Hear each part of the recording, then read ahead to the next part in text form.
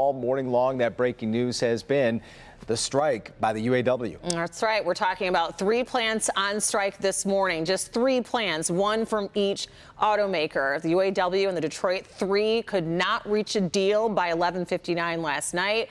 Now thousands of workers are ready to stand on the picket line. Nick Monticelli is reporting from the Michigan Assembly plant in Wayne. That's a Ford plant, one of the 3 strike targets. Hey, the morning rush hour is going by. You'll hear a lot of horns honking as they drive by, and the shift changes happen, so you'll see a lot of new faces here at the picket line of Michigan Assembly. Hey, we're live here on Channel 4. Curious, when you got the calls about striking here, what went through your mind? Oh, a lot went through the mind. It's a lot of pressure, but this is what we have to do to get what we really deserve out here. So that's what we're going to do. I've talked to a lot of workers out here, and they just talk about how unfair they feel they're treated as far as equal pay, getting rid of the tier progression. Do you think this is something you can accomplish? Yeah, I do actually. Just a matter of time? Yeah. I mean, we gotta fight for what we deserve. We're out here and we're doing this, and we're going to fight until we get it. Gotcha. So speaking of that, any concerns about how long this strike could last? Because you're not making a full pay anymore. Absolutely. It's scary to think how long it really could go, but that's not what we want. We want to come to a tentative agreement. We want to make sure both sides are fed, but I want my plate to have some more food on it. Sure. So Jim Farley yesterday, said that he wants to work and he wants to give you raises, but the 42% not going to happen because that would bankrupt Ford. What do you think? The eye roll says a lot. That's way above my pay grade. I appreciate your time. Thanks, man. Appreciate it. Thank you very much. Nice to meet you guys. So you talk to a lot of workers out here, very similar opinions about they're willing to go as long as they have to. They'll do what they need to do, but there is some concern about how long it might go because when they're on strike, they're not making all of their pay.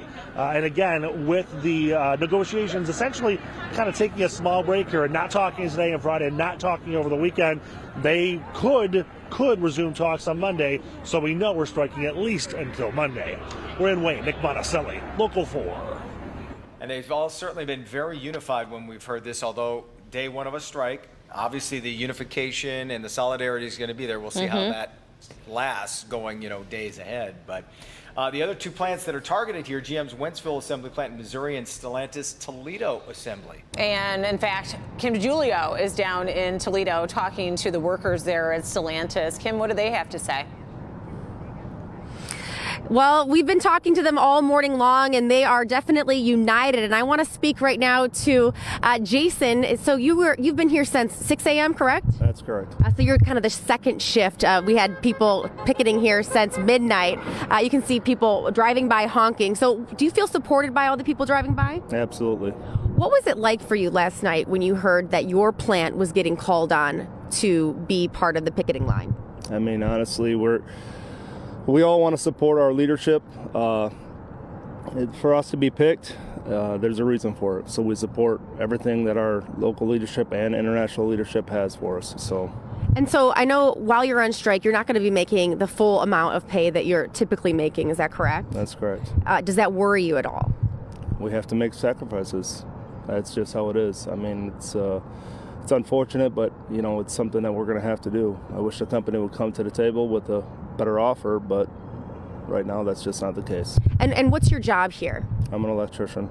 So what do you work on all the vehicles or one in particular? We work on the equipment. Okay, on the equipment. Okay, so you not working here today, you and your fellow UAW members, what kind of impact is that having on this plant? I mean, the ultimate impact, right? We're not in there making product, and that's what we are. We're workers. That's what we want to do. We wish we could be in there. If they would bring us a fair contract, we would be in there working right now. Now, UAW President Shawn Fain has said that you guys want shorter work weeks, higher wages, more vacation time. Do you agree with all of the negotiations that he's putting on the table? I 100% agree with my leadership. Absolutely. Okay. And what's it feel like being here this morning with all of your fellow employees supporting you as well? Like I said, I don't think there's one member out here that wants to be out here. We don't want to be out here. We want the company to come to us with a fair contract. They just haven't done that yet. How long do you think this could go for? We hope very short, but we're willing to stay out as long as it takes. All right, and you're going to be here till noon today? Yes. Awesome.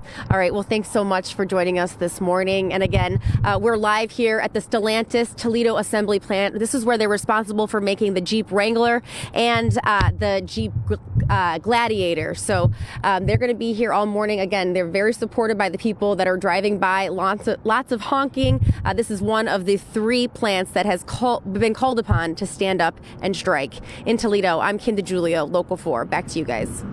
All right, Kim, thank you. Another big concern coming out of this strike is how will this affect our local and national economy? We know this is just hours in, but what happens if this goes on longer? Yeah, and because it's a unique strike, a stand-up strike where it's targeted and strategic, how is that going to play out? And when people say it'll have A, B, and C effect, well, that's looking at old strikes. Our business editor, Rod Maloney, explains we won't see the impact in these first few days, but this will have a wide reach.